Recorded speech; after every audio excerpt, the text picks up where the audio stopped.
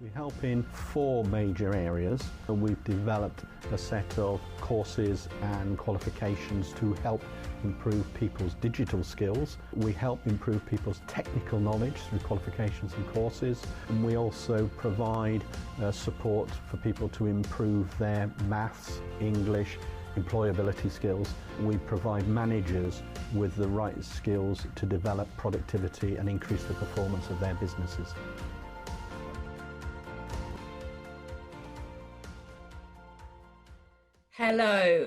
Hello everyone, and welcome to Let's Get Engaged workshop sponsored by NOCN. This session is 30 minutes long.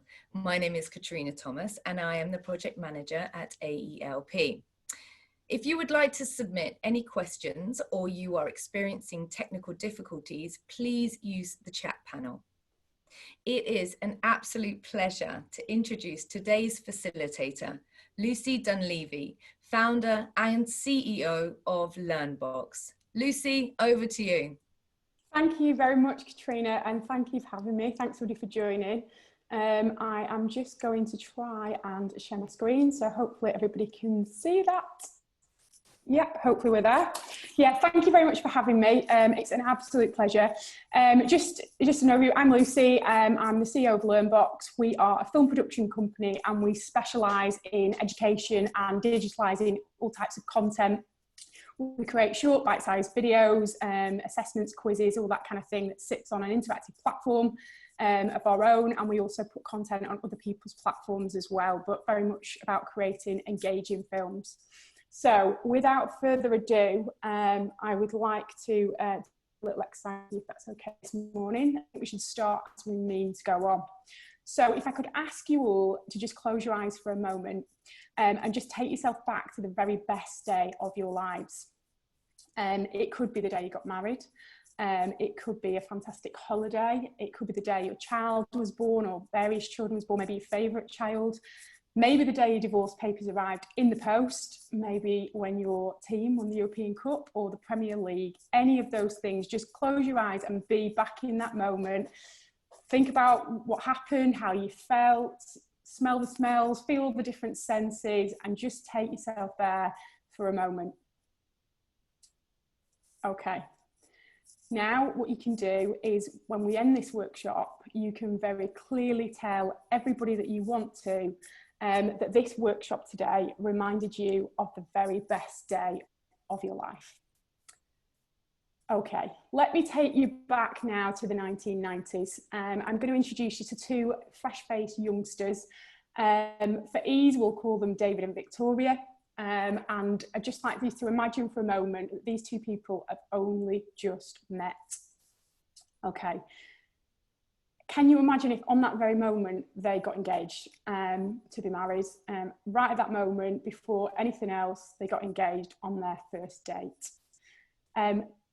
For just out of interest, everybody listening today, the chat panel at the bottom, if anybody got engaged on a first date, can you please let me know in the chat panel now? Just put a yes in there, and then we know if that actually happened.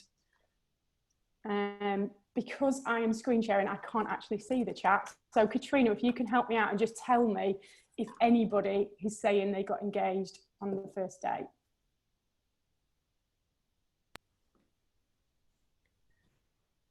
Nothing just yet. Nothing yet. Okay, I'm glad to sorry hear about that. No, I'm glad about that. That's good. My point is, you don't get engaged on a first date. You know, that person could be anybody. Serial killer, even worse, they could be somebody that leaves wet towels on the bed. You just don't know at this point. So there's a whole thing there that, you know, you don't rush into these things. So why do you not get engaged on a first date, even if you think that person is, it's doomed to fail? Because you need to get to know somebody. You need to work them out. You need to build a rapport with them. You certainly need to build some trust, again, bringing in the serial killer and the wet towels on the bed. It's the age-old, fail to prepare, prepare to fail. You need to test them in different situations. You need to meet the weird family members and decide if you can take that for life. It's, you know, it's a massive commitment. And yeah, so just heading back to the fresh-faced David and Victoria. No, they didn't get engaged on the first date, and possibly that is reason why they have managed to survive till today. So my advice is, don't get engaged on a first date, but of course be engaging. It's really important that you're engaging, because then you can have further dates and get to know somebody even more. And you should continue to be engaging, so that you can get to know that person, and put that effort into engage, because therefore if you put the effort into engage, you have more chance of survival in the relationship. Okay, unfortunately, I mentioned the C word this morning, COVID. Yeah, it's a business recovery conference. How can we not mention COVID? COVID has forced some rapid changes in all of our businesses since it first sort of hit us in sort of March time. Many of you will have been forced to engage your employees and yourselves and get online really quickly, from going to face-to-face meetings, being in the office, very quickly into an online Zoom meetings, Teams meetings, panic mode, classroom delivery very much moved on to online, and some people weren't doing very much online at that time, so very much panic mode would have set in, and it would have been very difficult for people. Again, it would be really useful if you could put in the chat if you or your company moved online very quickly. It'd be good to know how many of you have experienced that this morning. And again, Katrina, if you can let me know if anybody is sort of saying that that's something that happened to them.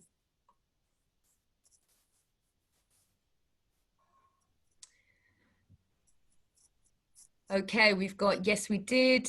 PTS moved online from classroom. Yes, we was prepared a week before we went into lockdown. I am now seeing the chat, which is great news. There's so yeah, lots of feedback. Yeah, okay, I've got yes, moved online from classroom, from Kim, from James. Sarah, yes, we were prepared a week before we went into lockdown.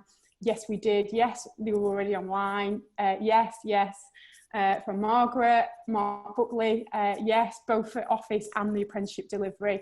Yes, lots of yeses. So it was chaotic, wasn't it? I know there was potentially a bit of a week before for some people, or a few days. A lot of people I've spoken to is it's a 48-hour job of, we need to move and we need to do something very quickly. And that itself will have brought difficulties, and it would have been challenging. Ian's mentioned traineeships particularly was challenging. If you're forced to do something without really understanding the benefits, it can be quite difficult. Now, obviously in this situation, you probably knew that you didn't really have a lot of choice. But in a relationship, for example, if you were going for a visit to the in-laws, you might want that explaining what the benefits are. There might be some compromise in there. There might be a steak dinner, because often it's not necessarily something you want to do. And I think in the moving online, some people were already doing some of that, but a lot of people were doing a lot of delivery traditionally. So it was a massive change. And things like reviews, people want that face-to-face, that going out and seeing people, and rightly so, but that got taken away sort of overnight. And what happens when you get forced to do something, it can cause a few arguments. So, here we've got David and Victoria again, not looking great, looking like they're not having friendly words. Could just be Victoria Beckham, not my words. I'm just putting that out there if Victoria's listening. She's known for being a bit grumpy. They could be talking about whether it's the right thing to do to bring the nanny back. But anyway, without further ado, we'll move on to the next slide. Okay, so just because we've been rushed into a situation, and it might have been quite painful because we've kind of been forced into it. COVID took everything away and just was like, we have to find new ways of doing it. Does that mean we should be looking very quickly to try and get back to the way things were? I don't think so, no. I think that there's been a lot of benefits for the way that we've moved online. Things like tutors, coaches have had, and even everybody in businesses, there's been a lot less travel. And when you're traveling less, there's a cost saving to that, which obviously helps the business. But there's also more time for people to spend at home with family, more efficient, because they're getting more hours in the day, if you will. So them savings are obviously crucial at such a difficult time as well, because obviously there's a drop in learner numbers, etc. And I think it's about taking what's worked from the online rush situation and moving that into the new and looking at what worked in the past, but being realistic with it, knowing that, you know, business recovery is crucial. So it's important to look where the savings can be made, where the compromises can be made, which bits do actually work for the learners and for the employees, and which bits actually don't. But also bearing in mind that this has been quite a rush job, and actually that engagement might not have been exactly where you would have liked it to be right at the start because of that. So we expect our learners to jump online. We've expected people to do things, but we should be able to support them. You know, we're potentially going to go into another lockdown. Hate to break it to you, but it's looking more and more likely. So it's about using the opportunities that we've got now to support people, to build that trust with them and give them the support to move online, even though they kind of already have, but taking them back a step, because not everybody's comfortable with it. There's you know, even Zoom, it's changing every day, different features. So it's making sure people feel supported to be able to deliver in that way, and explaining the benefits to them, because they can spend more time at home if they're not doing that. They're not living in the Premier Inns and going into businesses and being turned away.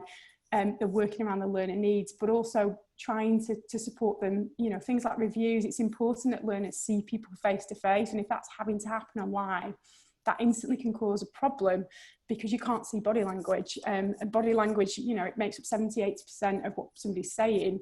You're not seeing anything sort of from this height down, and they can be big clues as to how somebody's feeling. So for me, it's about looking at how we do that and supporting people in the best way we can. The famous quote of 2020, "You're on mute." Luckily, nobody said that to me today, because that would be pretty awkward. But we've all had to learn new skills. We've all had to adapt. However au fait we are with using online and being online, we've had to find new ways of engaging just generally in ourselves, because we've had a different lifestyle. We've certainly had to find new ways of engaging our children with the homeschooling as well. So it's about the progress of what we've made, and looking back and thinking, well, we got rushed into a situation. Imagine what we'd have done if we'd have gone into that a little bit more slowly and had that support. And it's about taking it back and thinking, how can we continue to improve this and build around it? So we've got very much a blended option.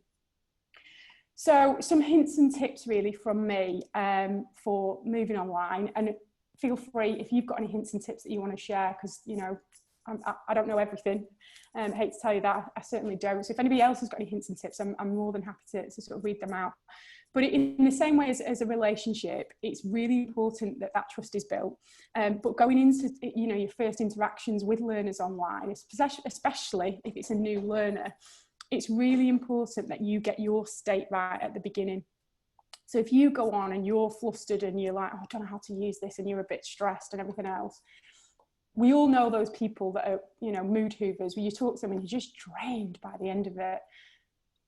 What you put off is what people will take in. So if you start really welcoming, happy to have you here, you know, putting that time in to get yourself ready and just changing your own state, giving them that friendly face, because as much as it's been difficult for you to get used to online, they very much might have had the same issues as well. And the rapport, it's about, it's still the same as before, really. It's about building that rapport. It's making them feel at ease in a slightly different way, but you know, it's nothing new.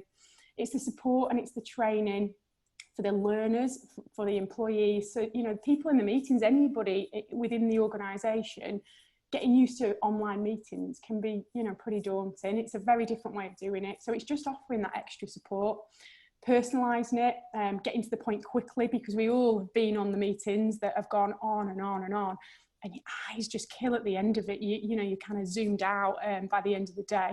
So it's getting to the point, it's being prepared before you go into that meeting. And again, it makes you more efficient, because you don't want to be in pain with your eyes. So that's really important as well. For me, high quality is key when it comes to delivery online. There's a lot of people that have jumped on wanting to make their own content. I don't have a problem with that at all. We do have a how to make your own video. If anybody wants it, we'll happily share that with you, so please get in touch. But we do create high quality content, film production values for all areas of apprenticeships, including maths and English. And for me, it's about the quality of it. It's about being engaging. We're such a media generation now. We're constantly being bombarded with images and videos.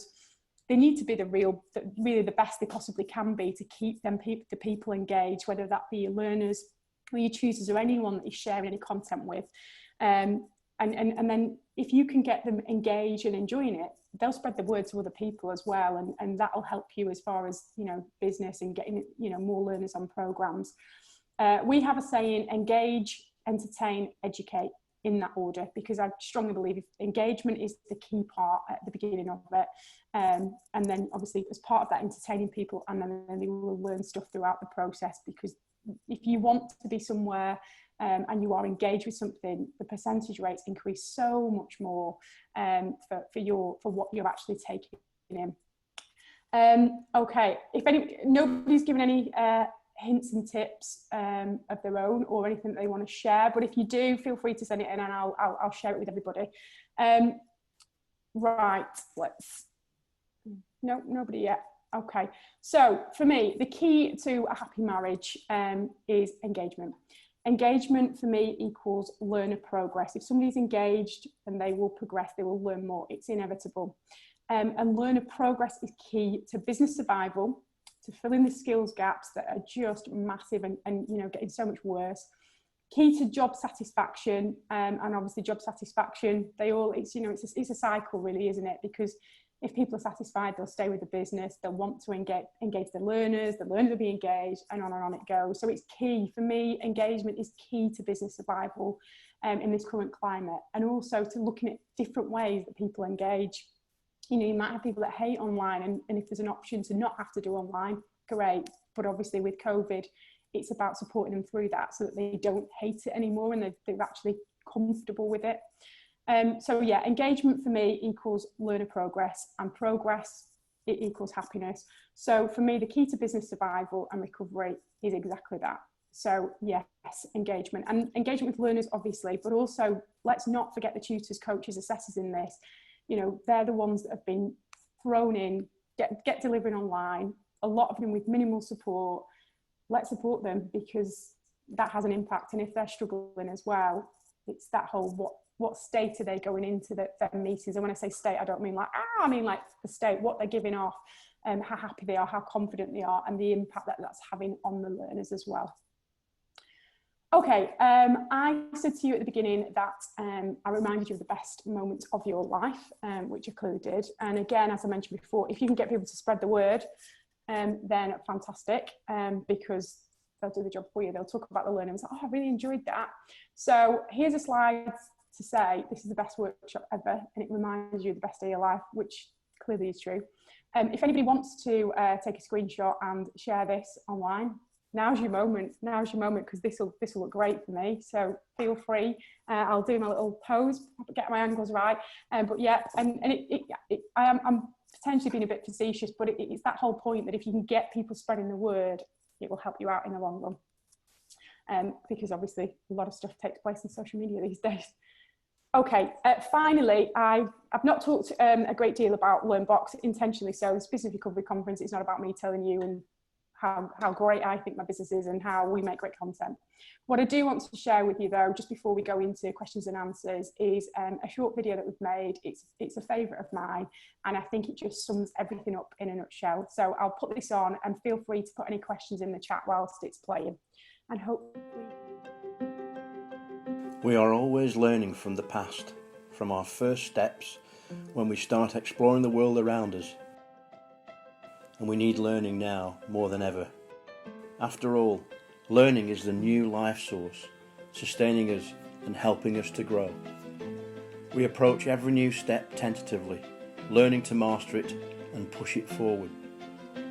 Yet we remain tied to dusty textbooks and uninspiring classrooms of the past. Whilst our technology progresses from old to new, we must change the present by adapting and understanding the nature of how we learn. Education is no longer confined to the walls of classrooms. We are now learning anywhere, at any time. Whenever creativity or inspiration strikes, regardless of our age, and we are now sharing this knowledge with each other, the internet has opened a portal for us through which to share our passions and talents. We have adapted our approach to education, working alongside current technology to focus our thinking. And what's more, We keep an eye on the future to further our own ideas and achievements and continue to reach forward because who knows what the future may bring. We are LearnBox. Learning from the past, changing the present, keeping an eye on the future.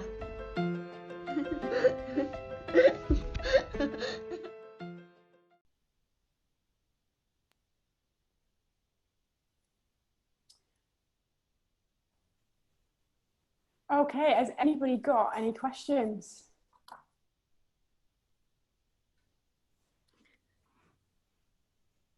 James has said, very good video. Thank you, James. It's actually my daughter's voice in the second half. You could see me smiling away. So yeah, it is. It's one of my favourites. But thank you for that.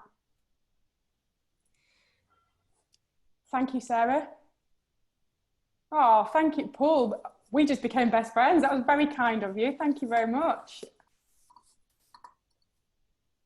What I will do as well on the chat, I will put an email address if anybody's got any further questions and wants to get in touch and wants the how to make your own videos. Please get in touch and we'll send them over to you or wants any further details.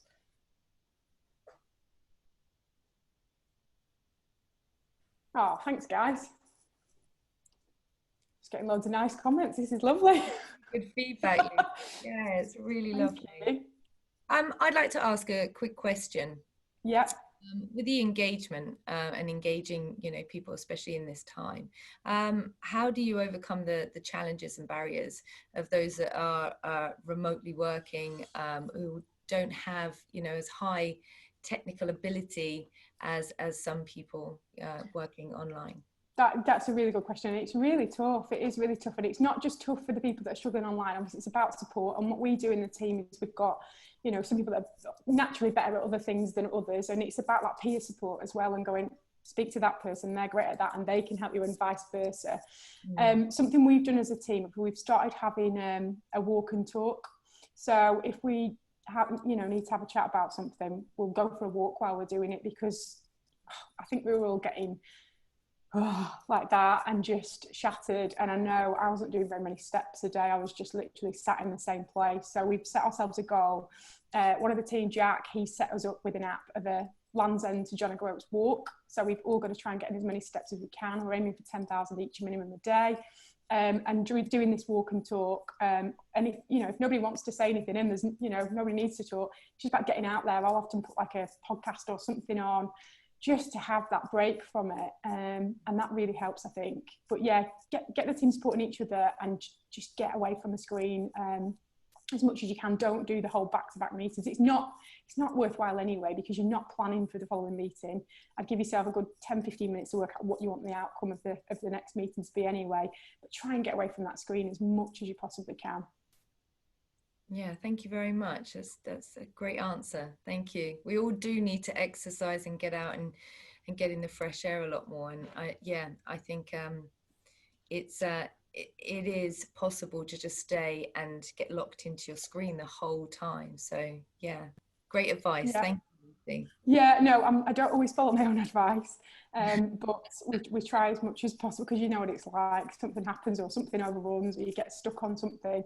But yeah, it can be tough if you've got a long day, back-to-back meetings. I don't know about everybody else, but my eyes just hurt. They really hurt by the end of the day. So I've found that at least having a sort of lunchtime walk and getting that break in the middle of the day, it makes a huge difference. And I think that's been probably a positive that's come from COVID, is this whole, going for walks, because before we're not allowed out of the house. Now suddenly we can go for a walk. So walks and bike rides are quite exciting. So trying to keep that up as much as possible. Yeah, no, that's true. The sales of the selling of bikes, I think, went sky high, and I think became very popular, I think, in the first month of lockdown. So yeah, exercising is really, really important. Okay, yeah. We're just going to give it maybe a few more seconds to see if anyone else has any questions they would like to ask. Just while I've got everybody, while we're waiting for any more questions, if there are any, just to point out as well that today at 4 o'clock we are launching STEPS, which is a suicide prevention course. We would love you to join us. All the information is all over social media. Also, there'll be a QR code at the end of David Gallagher's speech within a video later on today. It's a collaboration piece between AELP, NCFE, LearnBox and BDLD. We would absolutely love you to be there because it's something that's close to all of our hearts. Unfortunately, you know, we're in a pandemic, but we're in a suicide pandemic as well at the moment. So if you are free at 4 o'clock today, please join us and please spread the word. Little plug there. Very good, very good.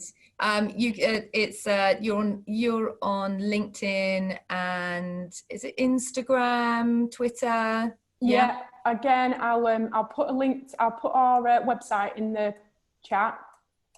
Great idea. And if anybody wants to go on there, you'll be able to get to all our social medias through there as well. Thank you, James. James has just said great cause to plug. It certainly is, and it's already been a big issue for far too long, but unfortunately getting a lot worse. So we're really hoping we can make a real impact with that.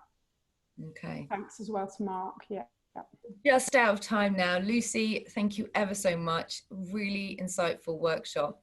Thank you, Katrina. Thanks for having me and thanks for being so kind. You're very welcome. So thank you everyone for attending this workshop as part of the Business Recovery Conference. If you have any other questions, please contact the events team at AELP. So there will be a coffee break before we resume back to the conference. If you want to have any links, you can check out the links there as well. And also there's advertising that you can click. So on behalf of myself, Lucy and everyone at AELP, thank you for joining us today and please enjoy the rest of your day. Thank you.